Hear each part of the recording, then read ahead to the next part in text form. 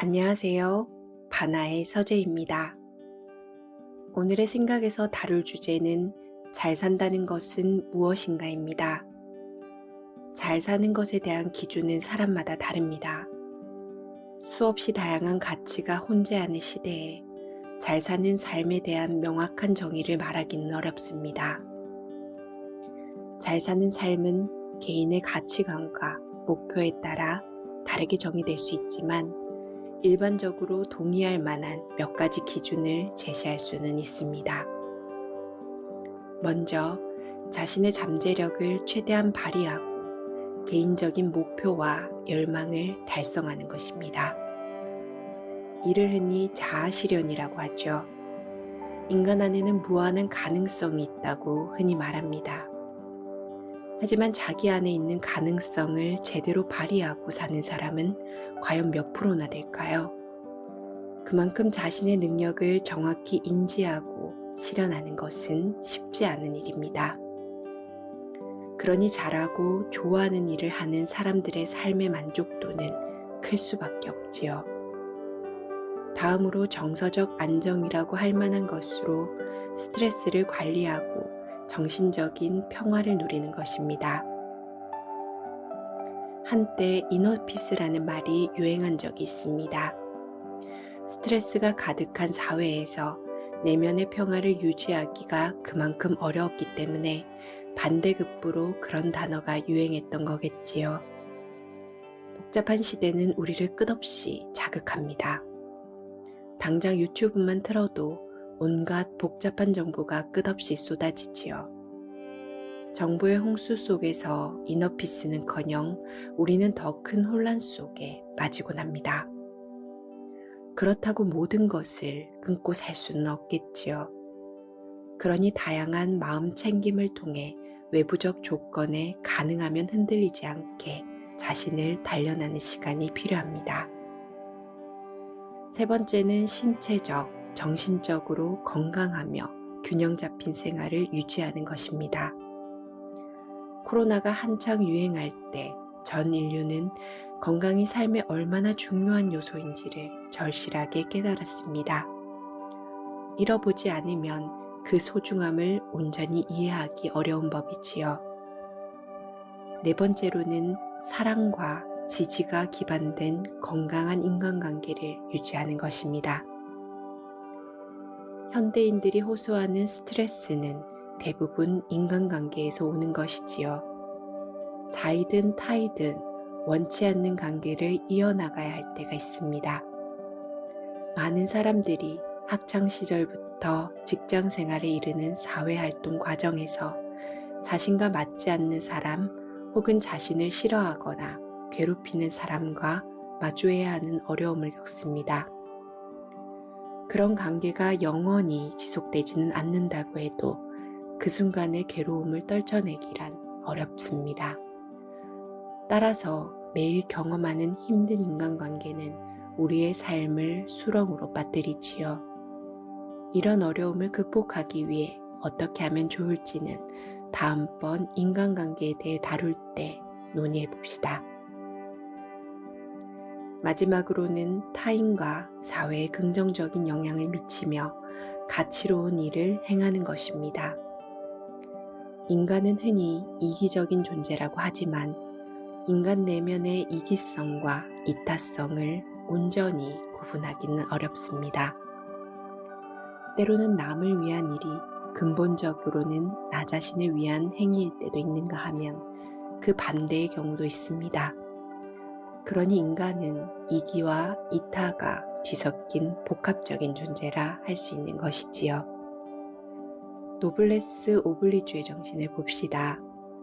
부자들은 왜 장학재단을 만들고 기부를 하며 어려운 사람을 도우려 하는 것일까요? 그 안에는 이기적인 욕망과 이타적인 욕망이 혼재해 있습니다. 처음에는 자신의 부와 명예를 과시하기 위한 목적이나 타인의 이목을 의식하는 경우도 아주 없지는 않았을 겁니다. 하지만 이타적인 행위라는 것은 하다 보면 주는 사람에게 점점 더 큰 기쁨을 줍니다. 결국 인간은 이타적인 행위에서도 이기적인 행위만큼 행복함을 느끼는 존재라는 것이지요. 내가 사회에 필요한 존재임을 확인하고 무엇보다 사랑을 나누는 행위 자체에 의미를 느끼게 되는 것입니다. 기부를 안 한 사람은 있어도 한 번만 하는 사람이 없는 것은 바로 이런 이유 때문일 겁니다. 이상 5가지 일반적으로 동의할 만한 잘 사는 삶의 기준을 나름대로 정의해 봤습니다. 물론 더 세부적이고 다양한 요소들이 삶에 영향을 미칩니다. 삶은 수없이 복잡하고 미묘한 요소들이 얽히고 설켜 만들어지는 거대한 심포니와 같아서 하나의 유일무이한 정답을 찾기란 애초에 불가능하지요. 따라서 앞서 말한 것 중 어느 한 가지만 이렇다고 잘 사는 삶이라고 보긴 어려우며 이런 요소들이 얼마나 잘 조화를 이루는가가 중요하죠. 물론 개인적인 차이도 무시할 수 없습니다. 가령 큰 사고로 2다리를 잃은 사람이 있다고 가정해 봅시다. 아마 대부분은 그 사람이 크게 좌절하여 절망적인 삶을 살 것이라 생각합니다. 하지만 이전보다 훨씬 충만한 삶을 사는 경우도 의외로 많답니다. 그런 사람들은 대부분 건강했을 때에는 미처 알지 못했던 당연한 것들에 대한 감사를 느낍니다. 다리 혹은 어느 한 부분은 잃었지만 자신이 가진 그 외의 많은 것들에 감사할 수 있게 된 것이지요. 물론 그런 태도가 말처럼 쉽지는 않을 겁니다. 왜 수많은 사람 중에 하필 나인가 라는 원망이 들기 마련이니까요. 하지만 그런 원망과 좌절을 딛고 일어서기 위해서는 생각의 전환이 필요하고 어느 순간 자신이 당연하게 누려왔던 게 무엇인가를 떠올리게 되는 것이지요. 자연스럽게 그런 삶을 가능하게 해준 사람들과 환경에 감사를 느끼게 되는 것입니다. 부도 마찬가지입니다. 집이 부유했다가 가난해졌거나 아예 가난한 삶을 쭉 살아온 사람 중에도 상황을 비관하고 자포자기하는 사람들이 있는가 하면 그런 경험을 통해 배워야 할 것이 무엇이고 가난을 벗어나기 위해 어떤 일을 해야 하는가를 고민하는 사람들도 많습니다. 자수성가한 사람들이 그런 대표적인 인물들이지요. 어려움에 직면했을 때 외부적인 조건이나 타인을 탓하는 것은 쉬운 방법입니다. 반면에 시선을 내면으로 돌려서 내 안에서 이유를 찾고 답을 발견하는 것은 대단히 어렵지요. 하지만 그것이 힘든 상황에서 벗어날 수 있는 유일무이한 방법이기도 합니다. 내가 처한 상황은 나로부터 비롯된 것입니다. 정말이지 인정하고 싶지 않지만 사실이지요. 나의 말과 행동은 나의 선택이며 그 선택을 통해 벌어지는 결과도 결국 나의 몫이지요. 힘든 상황을 잘 극복한 사람들은 어려움의 근원이 나에게 있음을 인정하고 내면에서 답을 찾는다면 어느 순간 방법이 보인다고 입을 모아 말합니다. 그렇다면 우리는 왜 쉽게 남 탓을 하고 싶어 하는 걸까요? 그건 아마 두려움 때문일 겁니다. 상처받은 인간 안에는 성장하지 못한 아이가 있습니다. 아이는 트라우마라는 이름으로 불립니다. 그 어린아이는 평소에는 조용하지만 힘든 순간이 오면 떼를 쓰고 싶어 하지요. 아이의 두려움은 무기력으로부터 옵니다. 태어났을 때부터 커가면서 줄곧 아이들은 어른의 보살핌을 필요로 하지요.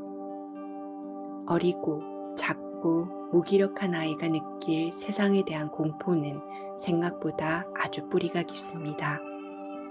그래서 자기 자신도 미처 인식하지 못하고 무의식 중에 그런 두려움을 쌓아가는 것이지요. 부모로부터 버림받거나 부모가 일찍 돌아가신 극단적인 경우가 아니어도 사람들 대부분은 어린 시절 혼나거나 부모의 작은 말 한마디에 상처받고 사람들로부터 배척받는 등 생존을 위협하는 사소한 경험들을 쌓아갑니다. 아직 내면이 단단하지 못한 아이들은 그런 상황에서 자신을 방어해야만 했겠지요.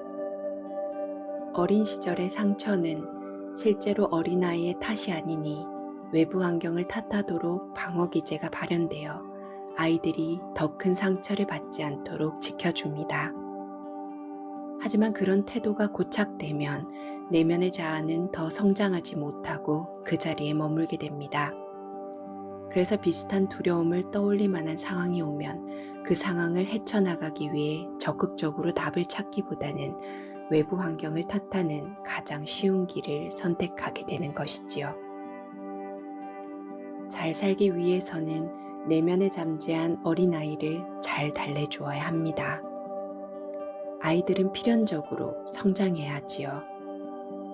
트라우마를 극복하기 위해 우리는 많은 방법을 써볼 수 있답니다. 정도가 심할 때는 정신과 상담을 받거나 약물 치료를 할 수가 있고, 그렇지 않은 경우에는 개별적으로 노력해 볼 수 있겠지요. 흔히 타인으로 받은 상처는 타인의 인정과 사랑으로 해소될 수 있지만, 살다 보면 무한정의 인정과 사랑을 베푸는 사람을 만나기란 정말이지 어렵습니다. 그러니 그런 인정과 사랑을 타인에게 바라지 말고 스스로 자신을 무한히 사랑할 수 있다면 얼마나 좋겠습니까? 자신을 인정하고 존중하는 마음을 흔히 자존감이라고 하지요. 자존감은 타인에게 인정받는 경험이 쌓여가며 자연히 높아지지만 모든 사람이 그런 긍정적인 경험을 할 수 있는 건 아닙니다. 더욱이 높은 자존감을 가지고 살다가도 몇 번의 큰 좌절 앞에 무너지기도 하지요. 저 역시 그랬답니다. 타고나게 낙천적이고 긍정적인 편이었지만 몇 번의 실패로 자존감이 깎인 채 오랜 시간을 방황해야 했죠. 많은 책을 읽고 다양한 곳을 떠돌면서 생각했답니다. 나는 누구이며 삶은 무엇인가? 오롯이 홀로 고민하는 시간들이었지요. 그 순간에는 절대로 상황이 나아지지 않을 것만 같았습니다. 하지만 스스로 던진 질문에 답을 찾지 못한다면 한 발자국도 나아갈 수 없을 거라 생각했습니다. 스스로 자신을 바로 세우는 방법이 있습니다. 사실 그 누구도 나를 서게 할 수는 없답니다. 어떤 책을 읽고 어떤 사람이 강연을 들어도 영감을 받을 수는 있을지언정 자신의 삶을 정의 내리고 어떻게 살아야 하는가를 결정하는 건 오로지 자신의 몫이지요. 어떻게 보면 모든 것이 자신의 몫인 삶은 참 잔인하게도 보입니다. 더불어 역설적으로 보이기도 하지요.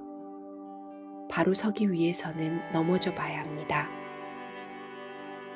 아이들이 어떻게 서고 걷나요? 끝없이 넘어지고 또 넘어지면서 자연스레 그 방법을 터득하지요. 이렇게 포기하지 않고 바로 서기 위해 끝없이 도전하는 것은 바로 인간의 본능입니다. 때로 너무 아프고 포기하고 싶지만 단언컨대 우리 안에는 힘이 있답니다. 스스로 서고자 하는 본능 그 자체가 바로 엄청난 힘이지요. 자연을 한번 봅시다. 작은 꽃이 피어나기 위해 얼마나 많은 시련을 겪는지요. 비가 내리고 바람이 불고 벌레들이 몰려듭니다. 하지만 그 작은 것들도 모든 시련을 이겨내고 결국에는 꽃을 피우고 말지요. 바로 그 힘이 우리 인간 안에도 있답니다. 결국 넘어지고 다치고 울면서도 마음을 다잡고 홀로 서기를 해나가는 것이 바로 삶이 아닐까요?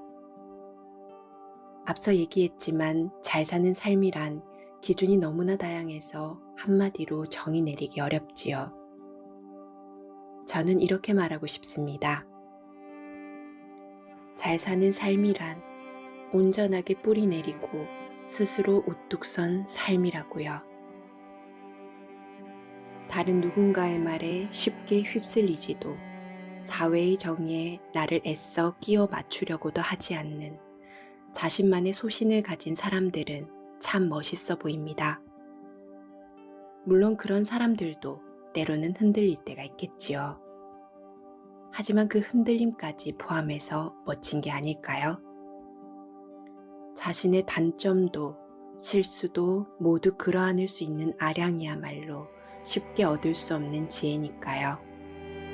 인간이 완벽하지 않다는 것, 자신도 타인도 그런 존재라는 것을 진실로 이해하고 용서하는 관용은 잘 살기 위해 갖추어야 할 가장 중요한 미덕이 아닐까 생각해 봅니다.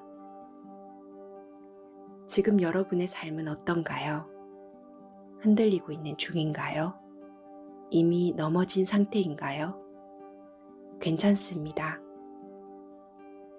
여러분은 지금 일어서고 있는 중입니다. 오늘은 잘 사는 삶을 주제로 여러 가지 이야기를 해보았습니다.